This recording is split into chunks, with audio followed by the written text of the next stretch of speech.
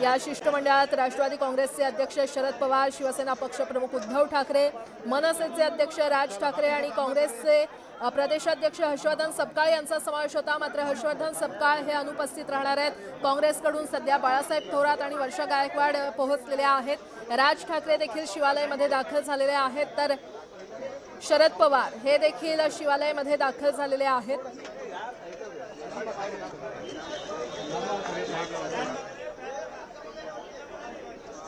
ही थेट दृश्य आपण पाहतोय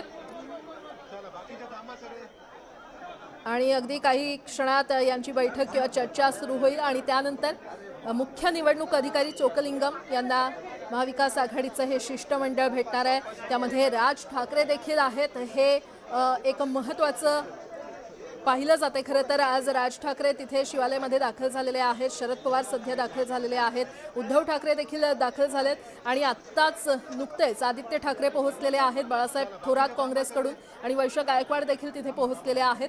आता यांच्यामध्ये चर्चा होईल, बैठक होईल आणि त्यानंतर महाराष्ट्राचे मुख्य निवडणूक अधिकारी चोकलिंगम यांना ते भेट देतील।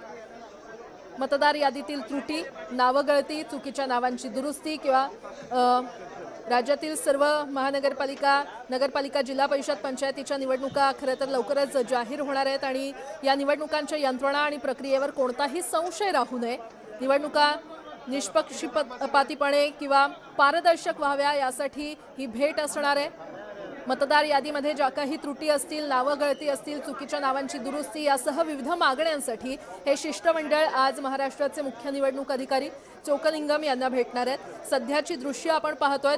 शरद पवार हे शिवालयामध्ये दाखल झालेले आहेत। राज ठाकरे देखील शिवालयामध्ये दाखल झाले आहेत। उद्धव ठाकरे देखील शिवालयामध्ये पोहोचलेले आहेत आणि आत्ताच आदित्य ठाकरे देखील पोहोचले असल्याचं पाहायला मिळत आहे। तर काँग्रेसकडून बाळासाहेब थोरात आणि वर्षा गायकवाड सध्या तिथे पोहोचलेले आहेत।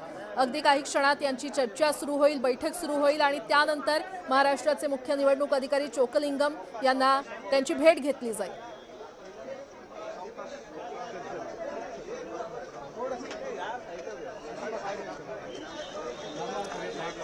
ही थेट दृश्य आपण पाहतोय।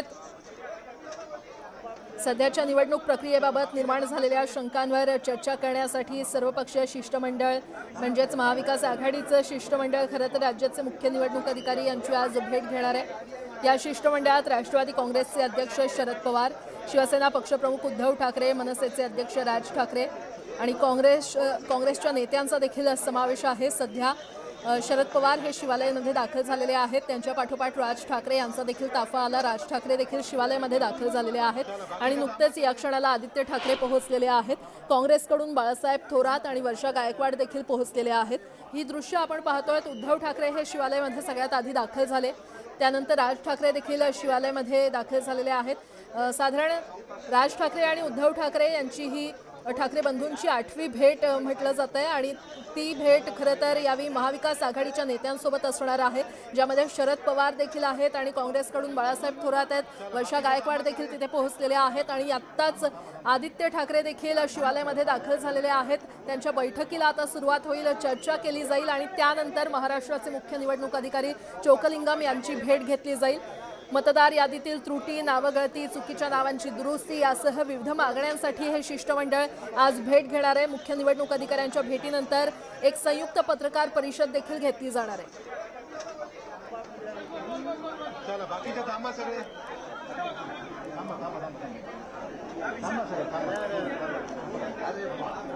आणि या संदर्भात अधिक माहिती देत आहेत आमचे प्रतिनिधी अजित मांढरे आपल्यासोबत जोडले गेलेले आहेत। अजित, आज महाविकास आघाडीचं शिष्टमंडळ हे मुख्य निवडणूक अधिकारी चोकलिंगम यांची भेट घेणार आहे आणि त्यामध्ये राज ठाकरे देखील असणार आहेत। हे महत्त्वाचं काय अपडेट झालं ना आता?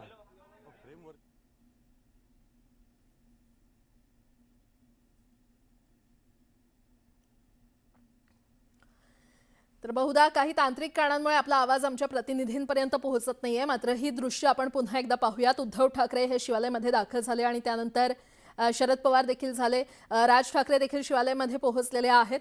पुन्हा एकदा जाऊयात, आमचे प्रतिनिधी अजित मांढरे आपल्याला अधिकची माहिती देतील। अजित,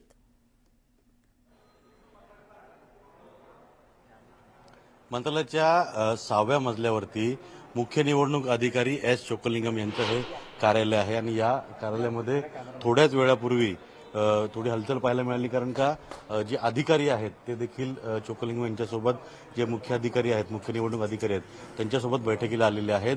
विरोधी पक्षातील जे मुख्य नेते आहेत त्यांच्यासोबत यांची एक बैठक आहे आणि या बैठकीमध्ये नेमकं काय मुद्दे मांडले जातात आणि त्यावरती त्यांचं समाधान होतंय का, किंवा त्यांच्या ज्या मागण्या आहेत त्यांची पूर्तता होते का देखील पाहावं लागेल. पण पूर्णतः मंत्रालय 7व्या मजल्यावरती इथं कॅबिनेट बैठक सुरू असते.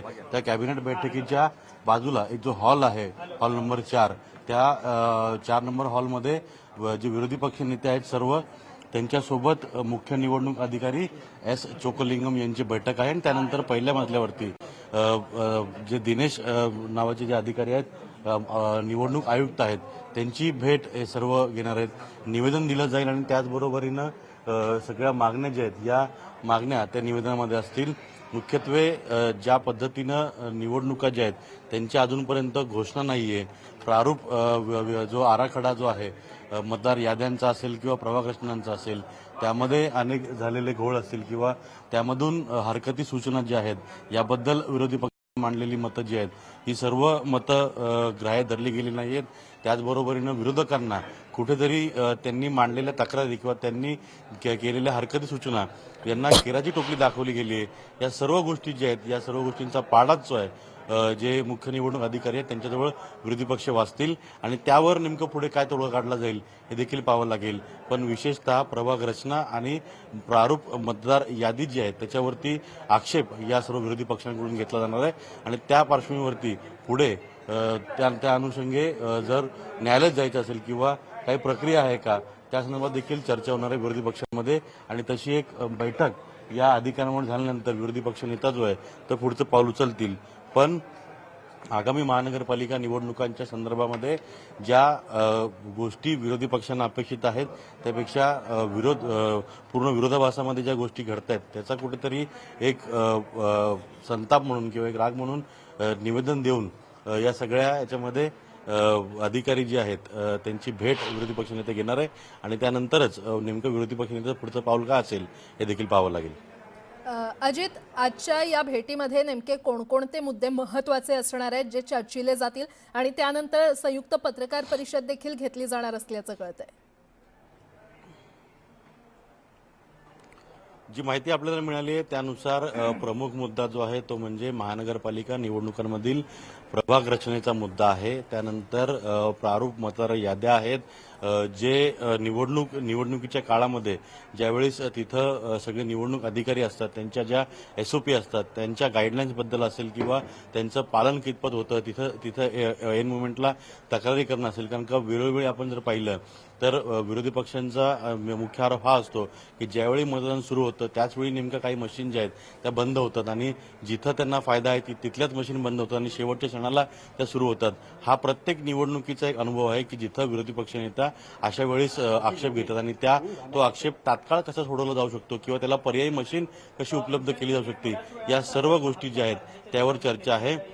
प्रभाग रचना, मतदार याद्या, त्याच पद्धतीनं इलेक्शन कमिशनची जी ग्राउंड लेवल टीम आहे त्या टीम संदर्भात आणि त्यांनी हरकती सूचना ज्या घेतलेल्या आहेत त्यावर त्यांचं समाधान झालेलं नाहीये आणि आता वेळ निघून गेलेली आहे. पण त्याउपर काही अशा अनेक मार्ग आहेत का, चर्चा आहेत का, त्याबद्दल चर्चा असेल आणि त्यांच्या तक्रारी ज्या आहेत या सर्व गोष्टींबद्दल त्या तक्रारी ज्या आहेत त्यांच्या बाबतीमध्ये इथं चर्चा जी आहे ती आजच्या या सगळ्या बैठकीमध्ये होऊ शकते आणि त्याच पार्श्वभूमीवर महत्वाची बैठक मानली जाते विरोधी पक्ष नेत्यांमधील आणि निवडणूक अधिकाऱ्यांमधील.